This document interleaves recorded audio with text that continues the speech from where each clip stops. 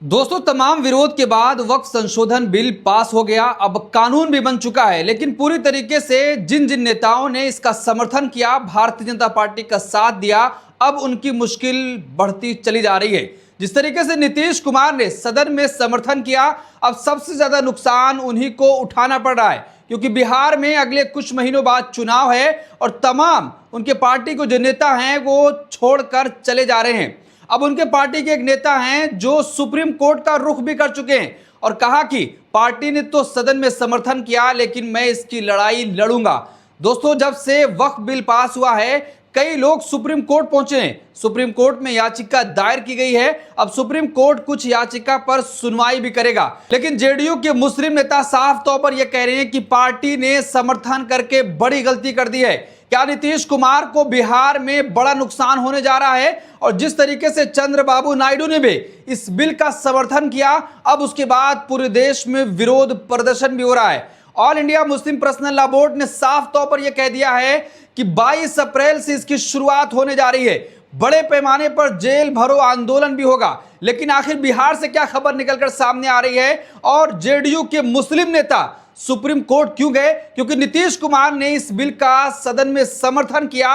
अब वो कोर्ट पहुंच चुके हैं और सुप्रीम कोर्ट से गुहार लगाई है कि इस कानून को रद्द किया जाए। क्या नीतीश कुमार की मुश्किल और भी बढ़ जाएगी? देखिए, खबर आपकी स्क्रीन पर है। अपनी ही पार्टी के खिलाफ सुप्रीम कोर्ट पहुंचे जेडीयू के मुस्लिम नेता, कहा सुप्रीम कोर्ट में लड़ूंगा लड़ाई। लोकसभा में लंबी बहस और फिर वोटिंग के बाद वक्फ बिल अब कानून बन चुका है। इसकी मुखालफत करने वालों ने अब सुप्रीम कोर्ट का रुख किया है। वक्फ बिल पर साथ देने के लिए सबसे ज्यादा बिहार के सीएम नीतीश कुमार को नुकसान होता नजर आ रहा है, क्योंकि इसी साल बिहार में चुनाव है और खुद जेडीयू के मुस्लिम नेता ही अपने पार्टी से खफा हो गए हैं। अब सुप्रीम कोर्ट भी पहुंच गए हैं।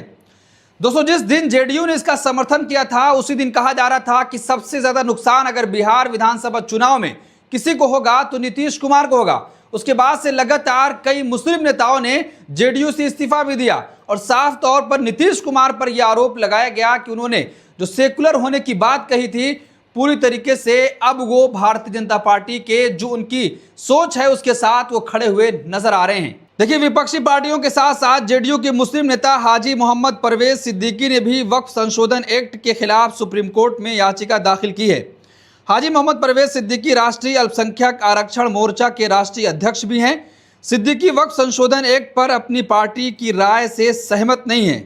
परवेज सिद्दीकी ने कहा कि लंबे अरसे से जेडीयू के लिए जमीन से जुड़कर काम करता हूं। समझ में नहीं आ रहा है कि नीतीश कुमार ने किन परिस्थितियों में इस एक्ट का समर्थन किया, जबकि नीतीश कुमार से मिलकर हमने अपनी राय से वाकिफ भी करा दिया था।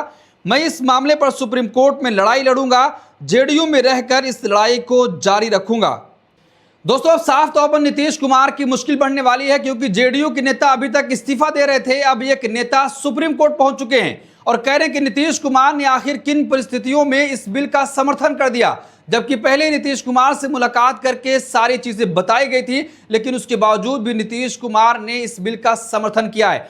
चिराग पासवान ने भी समर्थन किया है। अब बिहार का चुनाव है। क्या ऐसे समय में दोनों नेताओं को काफी नुकसान बिहार के चुनाव में देखने को मिलेगा? क्योंकि जितने भी मुस्लिम संगठन हैं, साफ तौर पर उनका कहना है कि जिन लोगों ने हमारे साथ धोखा किया है बिहार के चुनाव में, मुसलमान उनके साथ भी ऐसा ही करेगा और वोट का चोट इस बार बिहार में आपको देखने को मिलेगा। मुस्लिम पर्सनल लॉ बोर्ड ने साफ तौर पर अब आंदोलन की घोषणा कर दी है। 22 अप्रैल से बड़े पैमाने पर देश के अलग अलग हिस्सों में आंदोलन की शुरुआत की जाएगी। दिल्ली से इसकी शुरुआत होने जा रही है और फिर जेल भरो आंदोलन भी किया जाएगा। मुस्लिम पर्सनल लॉ बोर्ड ने कहा कि जो बड़े बड़े हमारे उलेमा हैं वो अपनी गिरफ्तारी देने जाएंगे।